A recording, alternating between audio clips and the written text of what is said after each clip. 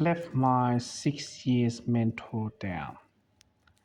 He's another mentor that kind of guided me through about the reality of life. When COVID kicked in, I just moved in this particular property. I was probably like a couple of months away, separated with my partner at the time, probably 3, 4 months in, and COVID kicked in. At the time, I was working in aged care, permanent part time, but there was no jobs. I had an option: stay in one aged care or don't work in aged care. At the time, I was working labourer work in the field of getting the, just painting and just doing. Actually, I didn't do painting, building, fixing, plastering, and as well walls, and as well with kitchen and bathrooms and things like that. I still remember vividly on those times. And when you have like that, not only just that, but you also have the way of the life. Life is a journey. This roommate turns out to be a roommate that I wish that I could still talk to him today. I don't know what has caused our relationship gone to bad blood, but obviously he was like my father's age, a bit older. He was probably in his 70s.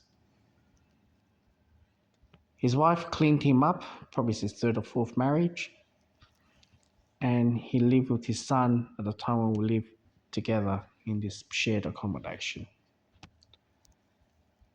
Every day he kind of warned me how to prepare, get me into dehydrating, talk about the food, talk about, and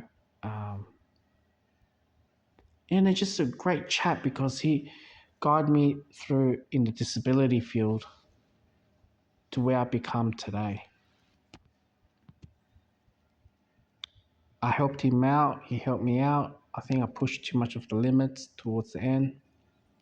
I'm saying last year, not this year. And yeah, it's just so far where it is. In COVID time, he was making hustling money. He stopped working in disability and catch the trend. He knows how to make hand sanitizers. He caught the trend. There's mouse traps. At the time where Kmart and Coles aren't even open. There's a full lockdown in Victoria, Australia. At the time we were living in Thomastown. At the time he was making yogurt. I feel like, man, this guy knows everything. He knows how to make anything. And now I relive that moment, and now I'm making yogurt.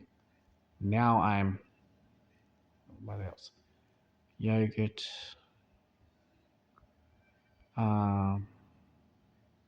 Dehydrating. He was the one who guided me through dehydrating.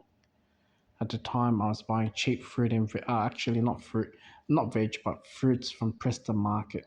The ones about to go off, and then I buy them in bulk, and I slice them and cut it up and dehydrate it. The entire house smells like fruits. Now, I've been dehydrating nearly every day right now to prepare for this crisis and the food increase of inflation. I don't have the photos on me, but I'm pretty sure I have the old photos. And I feel reminisce and think about him. And, the dehydrating. I've been cutting lots of tomatoes. My room is like smell of a different aromatic. But it's okay. I'm pretty much, I could say to you guys, I've got 30, 40 kilos worth of fruits that's been dried up in dehydrated level. But I'm still going to continue doing more. I'm just felt a huge letdown on him when I got back to my relationship and stopped talking to him. he was the first person to guide me through that cash. When he means by king, that means you don't have to pay taxes.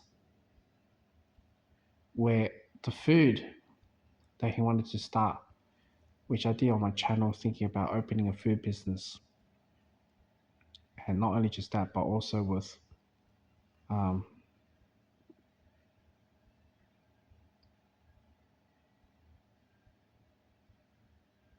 much more. He guided me through money. It's a taxable event once you use like tap card or plastic cards.